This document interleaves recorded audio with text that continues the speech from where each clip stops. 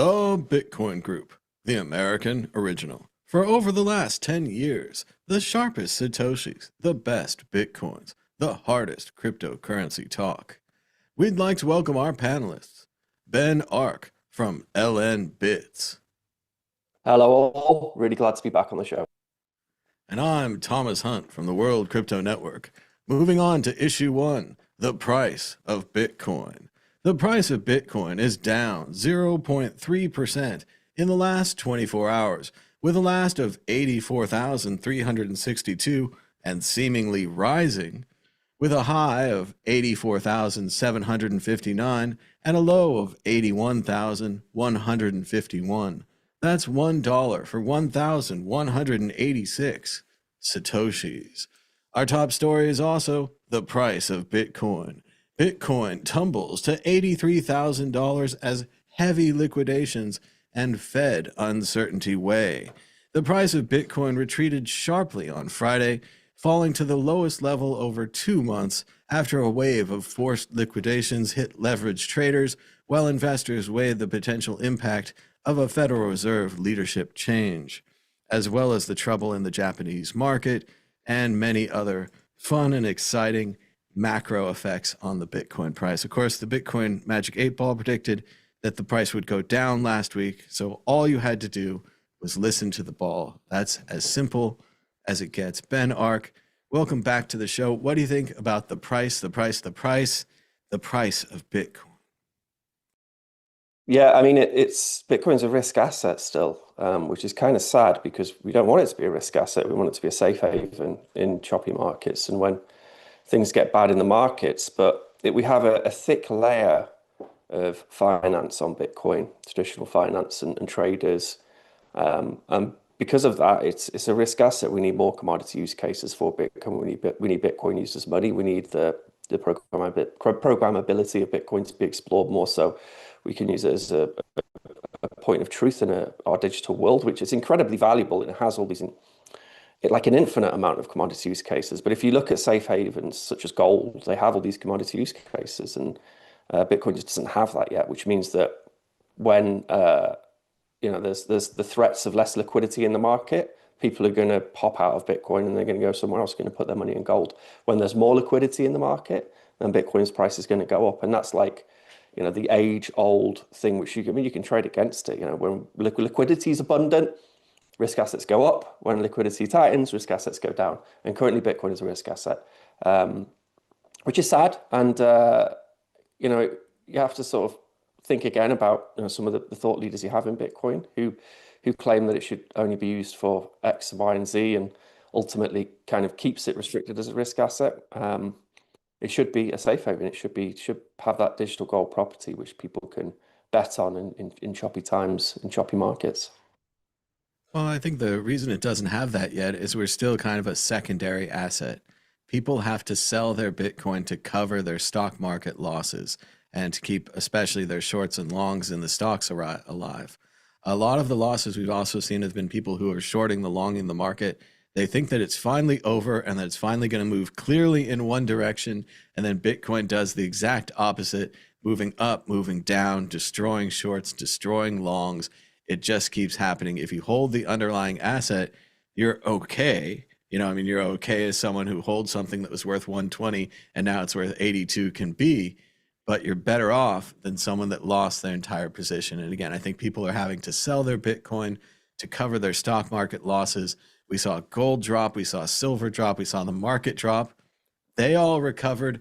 Bitcoin didn't recover. I'm tired of that. I'm tired of that happening, as well as Bitcoin taking the 24/7 news hit. If anything bad happens on the weekend, Bitcoin goes down. Then on Monday, when the news hits the normal market, Bitcoin goes down a second time. Hopefully, if we get that tokenized stock market that they're promising us, that will make the markets more reactive. And then we can all go down at the same time. Ben, what do you think more on the markets and the price? I just think we need to make that wedge of finance and traders, and we need to make that thinner. And then just, we have like a whole bunch of people who just hold Bitcoin and they use it as a store of value, and that's great. We need to make that bigger. There's one commodity use case. And then we use it as money, like figure out ways in which we can have stable medium exchange on Bitcoin. More and more people use it as money. Figure out things we can do. I mean, it's just it's the most secure point of truth which exists in the digital world. It has immense value, and we just need to build out those applications more, not suppress them, because actually that's the thing which makes Bitcoin a safe haven ultimately. And you know, if it always is always just this trading tool, then yeah, like when there's risk in the market, people will pull out, and when there's liquidity, people will buy it up as a speculative thing. So yeah, just we need to make that wedge of traders. Well, I definitely watch out for what people are saying in the chat. If you're going to try out Claude Bot on your Mac Mini, I wouldn't keep any Bitcoin keys on there. Ben and I were talking about before the show, there's been some large databases released by the US government, and maybe you'd want to look through there for some Bitcoin keys. I can imagine the same thing would be true of any Claude or Molt or AI that you have access to your local hard drive. That's why, again, it's such a good idea to have a Trezor or a Ledger or a whatever hardware wallet where your keys are off and separate from your computer. It's going to get really interesting in the future. And a lot of these things, people are giving access to their AIs on purpose to like let them do things. Part of the Google selling pitch is that they already have your email. Why not let us have the AI read your email? Then we'll predict the future of what you want, or whatever I'm not sure what the sell is, but it'll be great for you. But yeah, no, when it comes to you know, discovering hidden treasure, AI is great for that, and it'll borrow its way deep into your system and then read all those emails and figure out where your keys are kept. And yeah, we were saying just before the show, because we had the Epstein dump of all those files. I was like looking through for the Bitcoin wallet. I was like, I'm sure this guy's got a Bitcoin wallet somewhere in here. So you're looking through, and there was some really interesting things, which I may have been out already, but I found like a lot of communication between Epstein and Jeremy Rubin, who's a core developer, and then Brian Bishop as well. It was just on technical stuff, you know, nothing gross. And then really early on, 2011, there was an email meeting. It was arranging to meet. Is it Darren Norman, the guy who set up one of the first Bitcoin exchanges with Amir Taki and Gavin Andreessen? And they were from like 2011, and Epstein was chatting to them about Bitcoin. So I was like, I didn't find a Bitcoin wallet, but I did find out that Epstein was a Bitcoiner, which was, you know, yeah, bittersweet. We'd had some previous reports. They thought Epstein might have been like working on the Bitcoin project or new Satoshi or something like that. But I'm pretty sure he was a big finance guy. He had tons of money. And if he wanted money, whether for Bitcoin or any other technical project, I figured you'd line up and try to get that money from him. So it was kind of interesting. Really interesting. He was sort of skeptical because there was an email from him to, I think it was, I can't remember the name of him, like an in-between, like a friend in between, who's connecting Amir Taki and Gavin Andreessen to Epstein. And in that email, Epstein was being skeptical, saying that he thinks it's a great idea, but he also thinks there's a bunch of flaws in Bitcoin. But then later on, he seemed to be obviously having all this communication with Jeremy Rubin in like 2014, 15. So clearly but it sort of played against, because in my head, I was like, oh, this guy is an idiot. And, you know, he probably just got money from like extortion, from ripping off that old guy and having all this dirt on people. But I guess he was like, you know, involved in the business community, you know, like to be having emails and arranging meetings with Bitcoin in 2011. It was, you know, the kind of got your finger on the pulse there, and you know, even a horrendous person, of course. It is so funny which laws he would break, which laws he wouldn't break. He's like, oh, that's a finance law. Oh, you could get in a lot of trouble for that one. I wouldn't do it. But we got to move on to the exit question, predicting against the Bitcoin predictor ball, the source of all truth of this or any other universe. Ben Ark, will the price of Bitcoin be higher or lower this time next week, keeping in mind that the ball is always right and was right yet again last week? I think as long as the rumors persist on this Kevin Warsh becoming the new head of the Fed, then the price is going to continue to go down, because markets just going to have less money in them.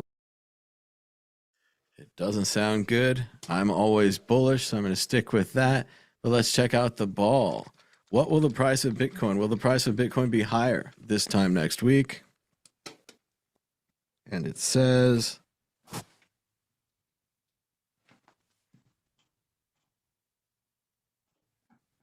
you may rely on it. You may rely on it. The ball is very positive about the price of Bitcoin. Moving on to issue 2, Binance to shift $1 billion user protection fund into Bitcoin amid so-called market rout. Binance will convert the stablecoin holdings of its $1 billion Seifu fund into Bitcoin for the next 30 days, with plans for regular audits and to boost the fund if it falls below $1 billion. The last time Binance did this in 2023, they boosted the price of Bitcoin, Ethereum, and others, perhaps causing the giant 2023 rally. Ben Ark, is this it? Is Binance providing the rocket fuel over the next 30 days, buying $1 billion worth of Bitcoin? Yeah, it's interesting whale moves. I'm not sure whether it'll really touch the sides now, $1 billion. But yeah, dipping in and out of Bitcoin to buffer downturns. It's a kind of interesting play by Binance. So there's another, who else was talking about doing this as well, committing some cash to Bitcoin to, oh, that was another story, a very similar story of someone who's going to move liquidity Well, into obviously, Bitcoin to try and buffer Michael out the Saylor downside. put another 250 million in. MicroStrategy keeps buying Bitcoin every few weeks, putting a large amount in. Yeah, I it don't wasn't them, think it was it's someone else. I don't think $1 billion's enough to really move or back up the price. I mean, I applaud this by CZ, and I also applaud it by CZ knowing, at least from the publicly available history, that CZ is a heavy holder of Bitcoin. Spoiler alert. So, of course, it's great for him to back up Bitcoin, to choose that as the asset. It's interesting that the last time they also did Ethereum and maybe another coin, maybe even some stable, something like that. This time they're going all in on Bitcoin, really making it the backbone or the underlying rail of this cryptocurrency industry.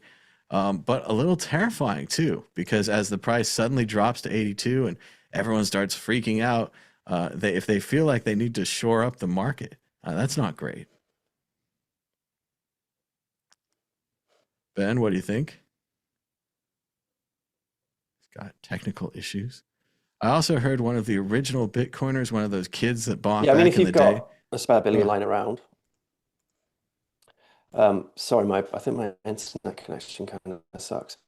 Yeah, if you got $1 billion lying around, if you know that the Bitcoin price is inevitably going to go up more, then why not? So well done, CZ, for putting your Binance money in there. So he knows the price is going to go up. He's got the $1 billion lying around, whatever. This could be a mirror of the classic move that Josh is always talking about when Tether, near the bottom of Bitcoin, went in heavy, perhaps even using customer reserves and other funds. But because they won, nobody ever talks about it. They made good money. They won. If Binance does the same here, they could be big winners. As I was saying earlier, I've heard some early kid that bought Bitcoin sold all of his. So a lot of large whales are exiting the market, but perhaps they're just being replaced by new whales. New whales. Moving on to issue 3. Issue 3, Kevin Warsh.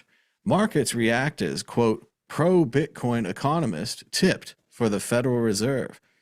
Kevin Warsh is apparently a fan on Bitcoin.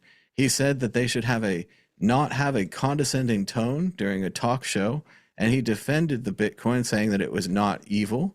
However, he doesn't see Bitcoin as a threat to the dollar and the Federal Reserve. He sees Bitcoin as more of a barometer, as he says, an important asset that can help inform policymakers when they are doing things right or wrong. He says, quote, it is not a substitute for the dollar, but he thinks it can often be a very good policeman for policy. He says that software cannot be good or evil. It could be both. He also says that, you need to, hedge Bitcoin a little bit. He's worried about gold and the sell-offs. But mainly there's an issue where he wants to continue QE but not hold assets, something where it could continue money printing, keep interest rates low, but not boost the stock market, which is what everyone wants. thus the stock market's not very happy with the pick of Warsh. Previously, they believed that they were going to get the head of BlackRock in there. Seems like a more experienced gentleman who would probably do the traditional QE, where they lower rates and buy stocks, buy assets, drive up the price of everything, and essentially save the market, which is what the market is asking for. Instead, the market is getting this guy, who also was up for the job a few times previous and beaten out by others like Jerome Powell. Ben Ark, what do you think about the potential new Federal Reserve chair in the United States? I mean, if you watch that video with him when he talks about Bitcoin, and he kind of corrects the interviewer on Bitcoin who asks him, I think the interviewer just sort of frames Bitcoin in a bad light. And then he corrects him and he's like, no, this thing is really important. You should, I mean, it's the still which is there is taken from the video. It's kind of not hard to find. And he's a Bitcoin. He knows Bitcoin. He knows it well, and he explains it very well. However, he's not someone who's going to flood the market with liquidity. He's someone who's going to tighten ship and apply those household economics to the US's economics, which means that there's going to be less liquidity out there, which means that risk assets go down. So yes, he is a Bitcoiner, and he's favorable to Bitcoin. He understands Bitcoin very well, but he will also probably do a bunch of things for the economy, which will mean that there's less liquidity flying. The markets don't have the liquidity to put into a risk asset like. Well, as we've seen in the past, Trump always chickens out. So maybe there's a possibility he changes his mind on Warsh as he sees the markets reacting poorly, large investments, how it's impacting poorly, everyone's selling, everything, complete disaster. Maybe he'll change his mind, but we're going to continue monitoring the situation. It was just announced, I believe this morning, that Warsh is going to be the pick. Looks like Walsh, but it's Warsh.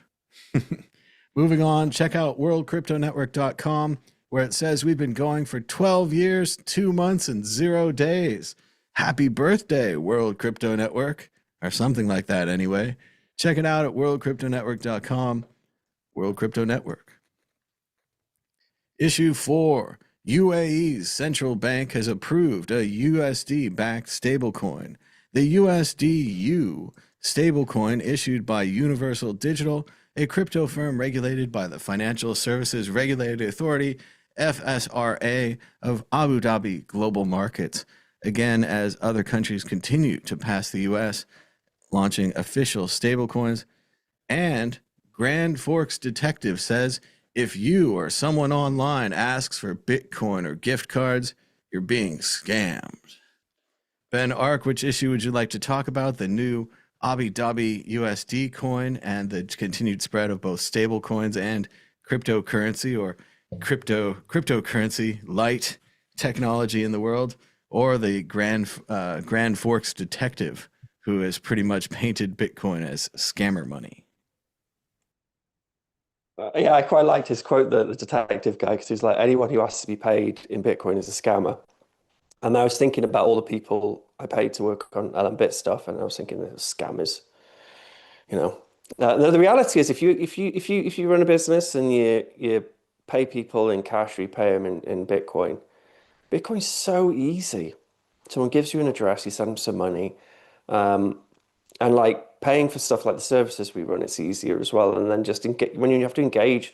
Like, I know for LMBits, the company, we have like 4 bank accounts. It's bonkers. It's just so complicated and messy. And then you get unbanked, you get brokered by someone because you don't have full control over it. It sucks. Like traditional banking does suck. And we should never lose sight of the fact that Bitcoin is just far superior technology as a payments technology.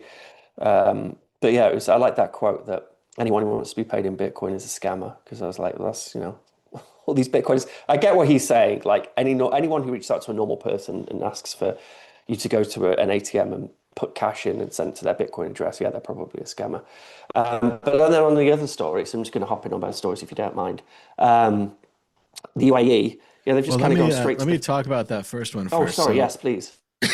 Yeah, I agree with you, Ben. I think he's definitely painting us as scammer money, but I think this is part of a continuation of pretty much the end of Bitcoin ATMs. We've been showing you story after story of the FBI calculating how much money's lost, local story here, local story there. Bitcoin ATMs are basically acting like a vacuum cleaner, bringing in scam victims. And I think there's a large pool of elderly scam victims out there who the simple advice that the guy's saying, if anyone asks you for Bitcoin, they're probably a scammer. They're not going to hear that advice. They're not going to get it. They're going to have this thing where they think that their relatives are kidnapped or the IRS wants money, and they're going to go to the Bitcoin ATM. And it's horrible to hear, you know, the story we've said many times about our friend who had to stop the lady from putting the money in, but to hear yet again that this kid had to stop this old man from putting 2,000 in. It sounds like they have a reasonable limit. They've locked it at 2,000 a day, but still in 10 days, the old man could send them the 20,000 they want, completely drain his account. If it wasn't for a nice kid at the shop who thought to himself, yeah, this old man doesn't know anything about Bitcoin. He's not investing in crypto. He's getting scammed. And I think more and more of those machines are going to be seen as scam entry points, and they're going to be removed. And it's going to be this thing. Oh, yeah, you used to be able to go to local Bitcoins. Oh, yeah, you used to be able to buy it at an ATM. But now you've got to meet like a dealer in the back alley to get your Bitcoin. Which is a massive shame for, like, you know, remittances, for example. You know, the great application of remittances for Bitcoin. If you're a cash dollar worker in the US and you want to send money back home, then Bitcoin's great. It doesn't charge you the, I don't know, whatever it is, the 10% or 15% that you get charged for moving money. What's that big company? Which charges all the money for moving money from one country to another? Western Union. Yeah, Western Union. Yeah, Western Union. And it's insane. I remember Bekele when he was talking, because El Salvador's, I think it was like 95% of the GDP was remittance money from people working away and sending it back home. And then, you know, most of them are using Western Union. So Western Union was, you know, getting 10%, probably about 10% of the country's GDP. And yeah, it's great if you could just stick it into a Bitcoin ATM and send it via Bitcoin to a country like that. So it is a shame that these scammers are ruining all the fun for the rest of us, as they all. They certainly are, and I don't think we'll have any choice. As well as on the other one, UAE let's hop USD in. coin. Go ahead, Ben. Yeah, no, you do want to go first on this one? I don't have that much to say about it. I just think again it's an example of the United States falling behind. Other countries are experimenting with stable coins, they're experimenting with Bitcoin. They're getting out there ahead of it. You know, certainly you wouldn't say these days that, you know, UAE or Abu Dhabi is a backwards place. Clearly they're ahead of things here with finance. They have incredible skyscrapers and so on and so forth. Just a future looking move. I think we're going to see other countries experiment with stable coins, and it just sounds like, again, like from, you know, unexpected places. You don't have to be in Silicon Valley to have a stable coin. You know, you can have your own new Silicon Valley that seems like they're developing there, and it just seems like another international development worth keeping an eye on. Ben, what do you think about the Yeah, I mean, like USD? when you talk about GDP, so like I think it's speculated that 20% of their GDP is illicit funds.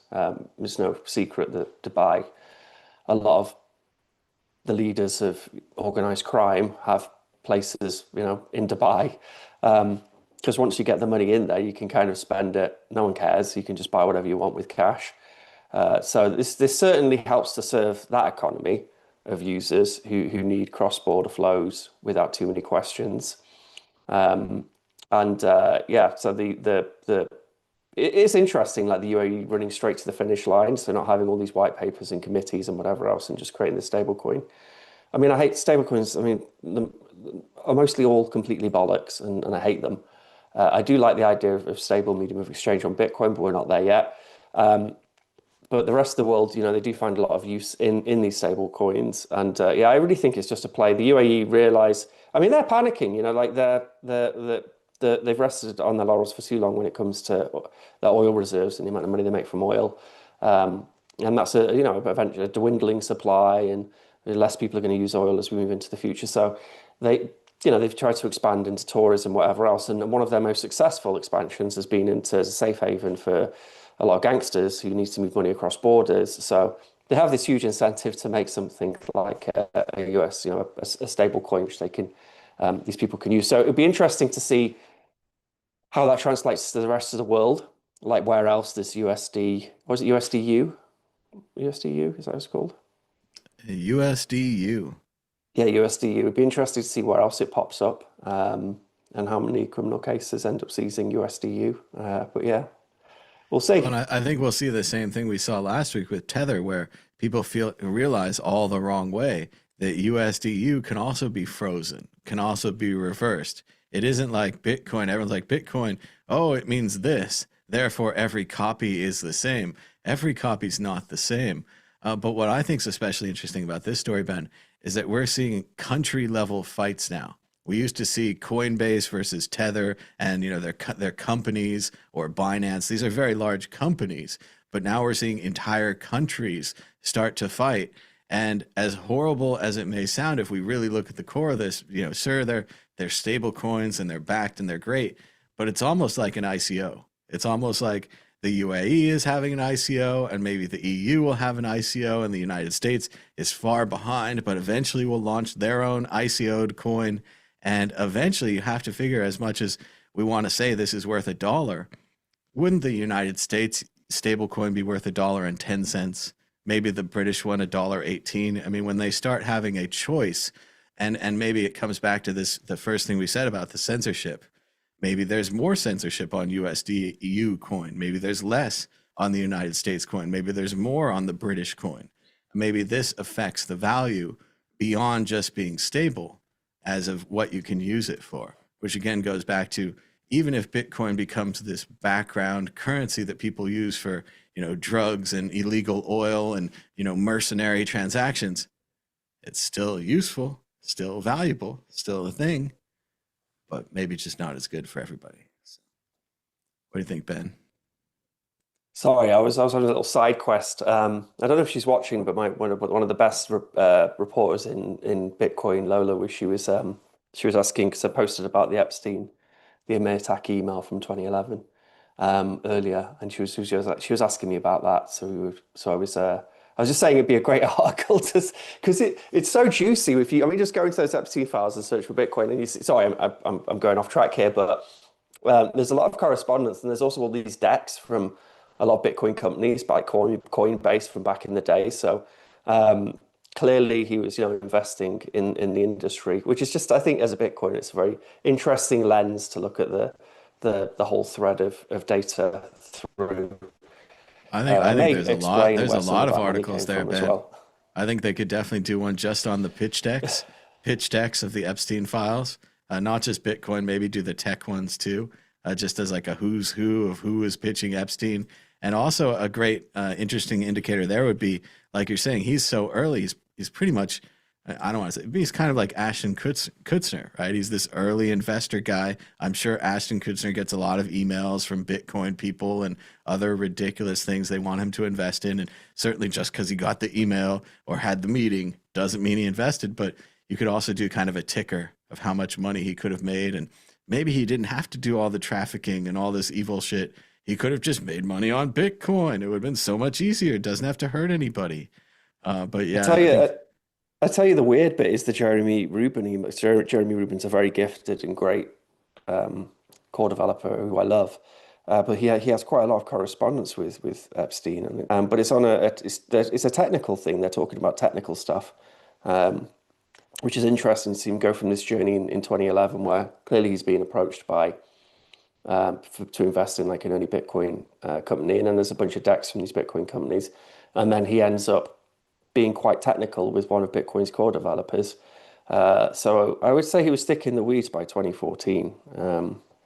So yeah, probably put a bunch of money. I mean, he had a load of money, probably put a bunch in. And I mean, Christ, can you imagine if you put $1 million into Bitcoin in 2014? Like, what was the price at 2014? $300, $400? What's a million times there? How does that work? Where are we now? 80,000. math. So math, yeah. So what would $1 million be back then? How many Bitcoins would that buy you? Go on, Thomas. 3,333, Holy something smokes. So how like much that. would that be worth now? I mean, I know it's dead now, 3,000 but Bitcoins. Let's see. Around $246 million, 246 million for a Not bad, 1 not million bad. investment. Yeah. Wow. Yeah, Never, sorry. well, never too late. And then it's also great that Amir Taki, friend of the show, we've met him at several conventions and stuff, is mentioned in the file. So now we're all 2 degrees from Epstein, and if you're watching this now, you're 3 degrees from Epstein. So we're just closer and closer to this thing that we Yeah, want I to would like be. to clarify And as well that I'd like to clarify as well that in 2011 when he was talking to Amir Taki, he sounded quite skeptical of Bitcoin, and I couldn't find anything else that he had actually invested in their company. But yeah, it's interesting. Some interesting historical documents there. if somebody tells you that Epstein was into Bitcoin early, tell them no, he didn't like Bitcoin. So that just proves Bitcoin is good by the reverse principle. Anything he likes is bad. Anything he dislikes is actually good. So, but yeah, it'll be interesting to see if Lolo comes out with an article about that. I hope to see it. Like you see, Ben, it's really easy to search for Bitcoin, and I'm sure people smarter than us are using regular expressions and all kinds of things, searching for those magic words or magic keys, or maybe even just search for the word password in there. Who knows what's going on in these? I They mean, they that's certainly that's can't what redact them all, you know. it does have an API, so you could make a little program which just searches through all the BIP39 words and then sees if you can start to, I mean, there's going to be a bunch in there, but, and then, maybe there's like a hidden seed in there somewhere. Well, and Yeah. obviously you shouldn't do this, but going back to this earlier topic, and I think I don't know what it is about Claude bot and Molt or whatever, but it just captures the mind that you could have a Mac Mini, $500, whatever it is, $1,000, plug it in, put this software in there, not know very much, turn the software on, and then have an AI that, according to the reports, would like text you stuff. And then the thing that there's a strange thing where people are like, I want to have my own AI because I don't trust the AI that, say, OpenAI or somebody's providing, right? Because you don't want to give your bank account to that. But then they're like, if I had a local AI, I would trust it completely and give all of my horrible details, like my phone and my bank. And maybe they're jokes, but there's all this stuff about people leaving their computer on overnight and letting it do whatever and having the bot do it. So, of course, you should definitely not. And then there's a new thing. I think Cloudflare set up a thing. You can just do this online now. You don't need the Mac Mini, so you can just pay Cloudflare.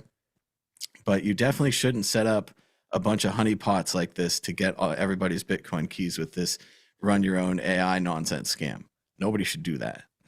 Yeah, do you remember the film The Game with Michael Douglas, where Hmm. early on they just ask him like, I don't know, a couple hundred questions, and then from those questions they're able to figure out what all his passwords are, and they're able to kind of like backdoor his whole life, and then create, this game for him, which they go runs through. That's the thriller. That's the plot of the film. Um, it's a bit like that. Like human beings, we don't have that much entropy. We say the same words, same phrases, and it's probably very easy to build up a mental model of somebody if you've got enough of their data. And then from that mental model, it's probably quite easy to figure out, where they would hide their Bitcoin seed or whatever. Or yeah. So it's definitely an attack vector when you have these AIs which have access to your data. But I Well, and will it's also it's say that it's like it's almost the same thing as the game. I really want to go back and watch that again, Ben. I don't think I've seen it since it came out. I thought I'd watch it more, but it is kind of a twist. Once you know the twist, I'm not sure if you're into it. But to think about, he's a bored rich guy, and he wants to play this game. He's interested, so he's willing to do the interview. He's willing to give them the information. Everybody out there is just a bored computer user, and what they really want is this artificial intelligent assistant that's going to improve their lives and do all their stuff for them. So they're willing to give them all their data and to give them even a whole Mac Mini to play around, or a Cloudflare instance in a Docker container.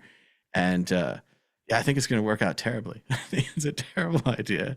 And it is a terrible idea. it's And interesting how yeah, it's like it's deceptively good. You're like, if I controlled the AI, it will be good. If OpenAI controls the AI, it will be bad. But the reality is, neither of you, OpenAI nor you, can control the AI. You have no idea what this program is going to do. And the idea, first of all, when they said it could control computers, and they're like, okay, we're sandboxing, it'll move the mouse, but that was enough. That was enough for me. And now they're like, it can control a computer, and this is good because you want it texting your mom, and you want it like depositing money in your account, and you want it creating a religion overnight on the Claudebot forum or whatever's going on out there. It's fascinating how fast it moves as well. But the bigger models, the OpenAI, whatever else, like the amount of energy which has to be consumed in order to make it good. I'm not sure that these local models and these local AIs are going to be able to compete with that, to be quite honest. It's obviously it has enough to be dangerous. That's even worse, Ben, because Yeah. if you imagine a local model or even a Docker model or having a smaller brain than, say, the OpenAI brain or whatever, now you have a small brained assistant trying to do your tasks. Like there's much more possibility. I've heard a researcher gave all his data to AI, and I don't understand this in today's day and age, but he apparently had no backups, and the AI deleted all of his data. So Yeah, don't do that was that one either. with the Like have that was freaking one with backups. Like that was one with the company, wasn't it, where the AI had deleted their entire database, and then there was this funny thread where they were saying, "Have you deleted the database?" And the AI was like, "Yes, I have." I was all happy about it. I saved us so much disk space and so much time. Like think about how much time you wasted updating that Yeah, database that I've saved you. It's all yeah, happy. Yeah, and yeah. it's so fast too to lose it. Hey, shout out to DJ Booth in the chat, Oh, joining DJ us all Booth. the way from Australia. The Yeah. creator of the World Crypto Network and Mad Bitcoin web pages. Ooh, DJ Booth. And then the first to create a Kickstarter on Bitcoin That's off right. the back The of one of Kickstarter your program. ideas. That's fantastic. Yeah, DJ Booth is a Yeah, legend, that was really good a tally builder coin for a legend. while. It Yeah, helped man. fuel the Canadian trucker protest Yeah, that against was the COVID amazing. vaccine. Not something I was in favor in, but I was in favor of them having a ability to raise money. So that It worked was out. cool the way. Do you remember it popping up on the news, on the traditional news, on the in the through the traditional press, where they started talking about Tallycoin, showing screenshots of it and stuff, and we were like, "Wow, we Yeah, it made was it, awesome. boys!" They acted like it was a real fundraising platform, like it was, oh yeah, Tallycoin or GoFundMe or one of these platforms. And it's like, really, that's just like an interface on top of Bitcoin. Like you could just use Bitcoin, but It was and genius. that was a great interface. Yeah. Well, I think we're running out of time here. Ben, do you have a prediction or a story of the week? Anything you'd like to say at the end of the show? Not really, just slugging away. Built a whole bunch of cool Bits extensions. We made a chat one more recently, which I'm going to do a video for and make public. So you can do like paid chats, and you can like have one of them little embedded chat link things in your website. And then also it built like a cool reverse proxy one too, so you can easily make like a reverse proxy, because that's always a hurdle for people when they install the software. It's like, how do they open all the ports to get the outside world access to it? So yeah, we've just been slugging away on Bits. So yeah, I don't really have a life outside of that. So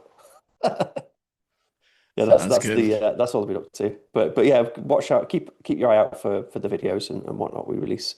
But the software is really coming along. It's really quite exciting.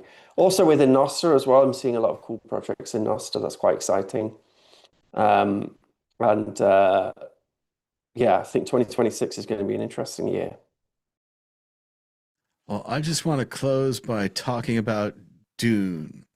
I think a lot of people are seeing the Dune movies and they're getting just a little taste of the kind of Dune mythology. But I think it's going to take them too long to get to the heavy, meaty parts of Dune.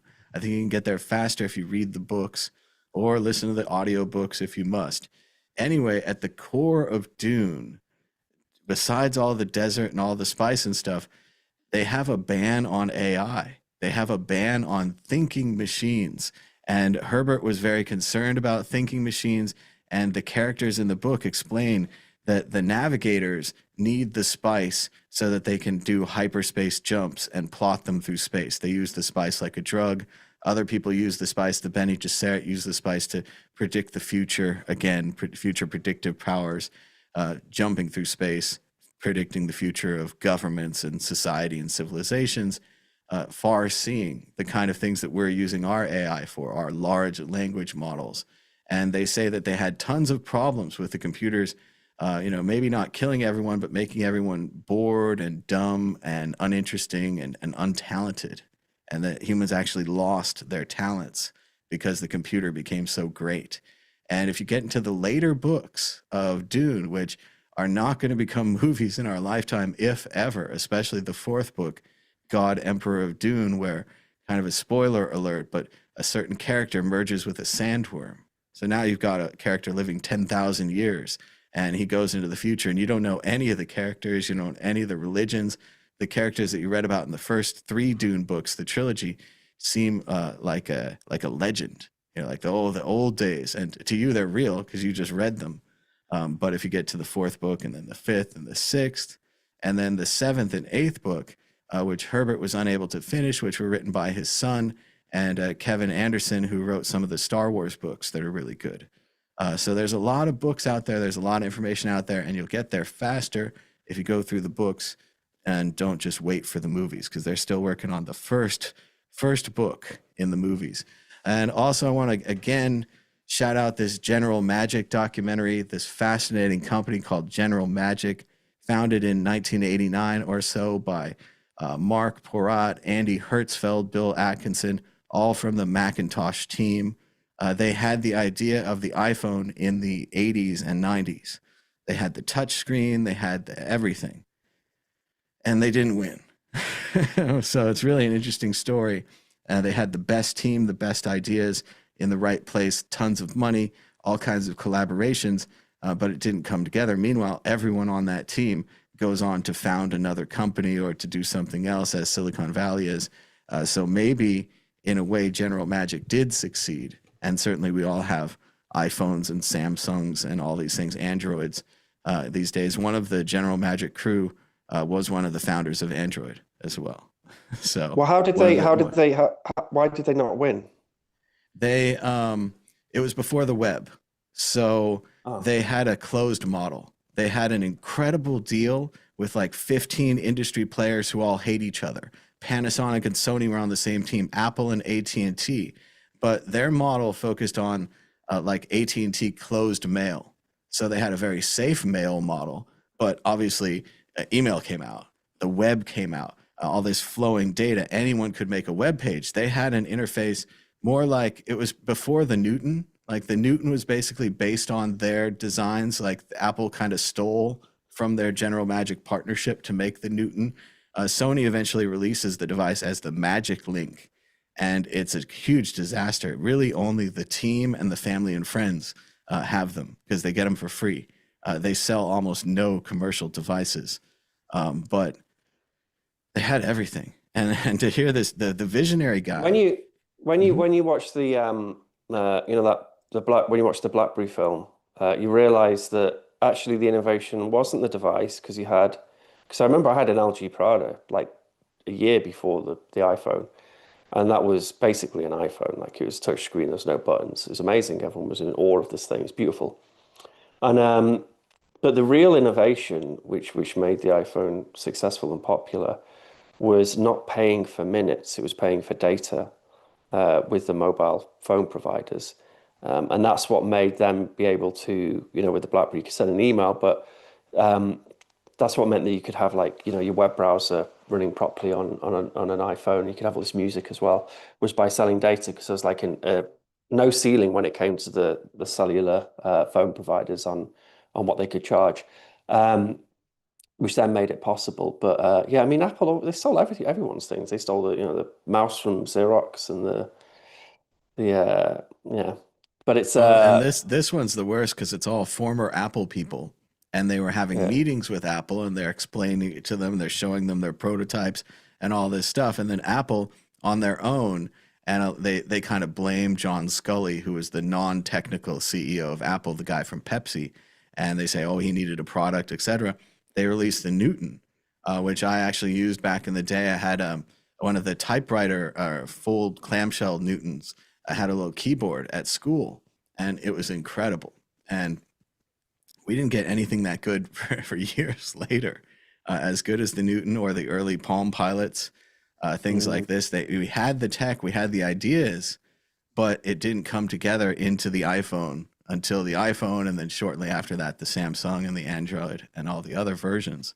But it also kind of reminded me of curio cards, where we released our product, which were digital collectibles. We called them blockchain collectibles back in the day on Ethereum. and they were a variation of the ICO token, just modified to be a collectible. No one wanted them. We left them out there in the vending machines. That's what else could you do? And eventually, people wanted them. They wanted the collectibles. They liked this idea of the collectibles. In the same way, General Magic has this iPhone that they think everybody's going to want, and maybe their version wasn't as fast as what Apple releases 10 years later, so on and so forth. But they had all the different kind of conceits down, that it would be a button screen, there would be these things, you'd use your finger, all these kind of things that you'd connect to the network. And while they didn't succeed either, General Magic, it really seems like everyone in the movie is a huge success. There's a guy that's he founded Nest, he founded LinkedIn, he founded this, he made the iPod, then he made the iPhone, the other guy makes the Android phone. Like these ideas that the visionary guy came to them with this big red book full of basically the iPhone in a big book. It worked. Like the ideas got out there, but they didn't get to dominate or control the market. I think that happened like in Bitcoin, happened in Nostr. It's you see it early on, like people discuss all these amazing ideas and things you could do with a tool like Bitcoin or a tool like Nostr or whatever. The market just doesn't exist, and there's not enough users, and the money's not there, and maybe the technology doesn't exist either. There's nothing wrong in just going back in time to when something started. Still now with Bitcoin, you could probably go back to some of those discussions from 2010, 11, and then find some great ideas for Bitcoin applications, which just haven't been built, because people were kind of speculating. It was still just this blank canvas of possibilities of things you could build. It takes a long time for the market to actually be ready for those things to exist. So I suppose that was Jobbo's ultimate gift, was his ability just for market timing. The market timing on his products were impeccable. He really did have a good time. It was an incredible device when it launched, the iPhone. And they show the creator, the visionary, he's carrying his giant red book full of ideas in like a drone shot with the ocean behind him and the trees and the wind is blowing. And, you look at this guy who was totally right, completely right. He diagrammed it well. He described it well. He convinced major players like Andy Hertzfeld to leave Apple and to join his company to build it. He brought in all this VC fund. He had this incredible alliance of all these different companies working together, and they still didn't get it. They got really close, but they didn't get it. But in a way, though, the dream that they had, the thing that he describes, this everything device that lets you do all the stuff and makes everybody really smart. Well, I wish that would help, but makes everybody at least on time to their appointments, and they can video things and maybe get killed.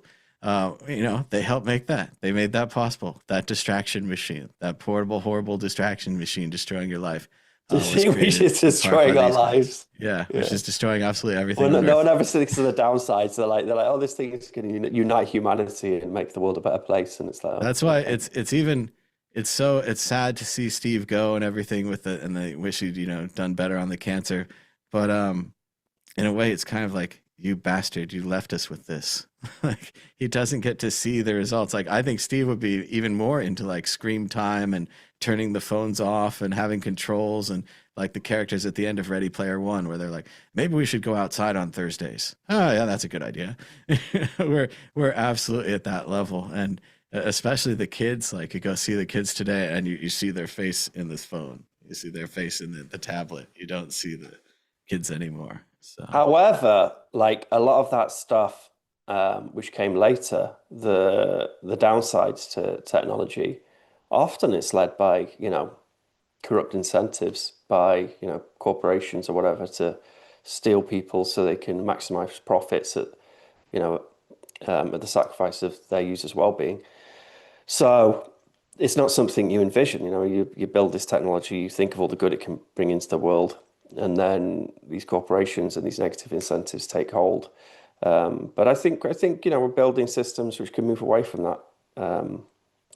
From that relationship. It would have been amazing in the first iPhone demo, and maybe somebody could make this for me on the AI, the Sora or whatever, and they could say it's Steve Jobs, and he's demonstrating how to use Candy Crush. He's like, look at this incredible device. You can match 3 things together. All you have to do is match 3 similar things. The blocks drop down, and you can spend your entire life playing this game. Young people, old people. We flash the screen and we vibrate, give you that little dopamine hit when you get a match. Imagine you in the future matching 3 things in a various versions of this game. Thank you, Yeah. Steve. You can't envision that dystopia, can you? So We're it's not right his there. fault. It was not his fault. He couldn't see it. But we're out of time for today. Thanks for everybody joining us in the chat. Leave your comments down below. We always read the comments. There are not that many, but shout out to Roy. Keeps the comments coming. Shout out to DJ Booth in the chat and Starship.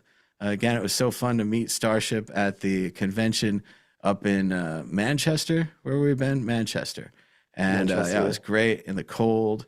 And it's always good to go to Bitcoin conventions and meet people. And but you're probably hibernating now in England and in the cold and in the southern storms here. We've had incredible storms in the U.S. So everybody stay safe and stay warm. And give us a thumbs up and subscribe down below if it's your first time here. And until next time, bye-bye. Bye-bye. Ben's not going to say bye-bye. You're going to wait. Too good to bye-bye.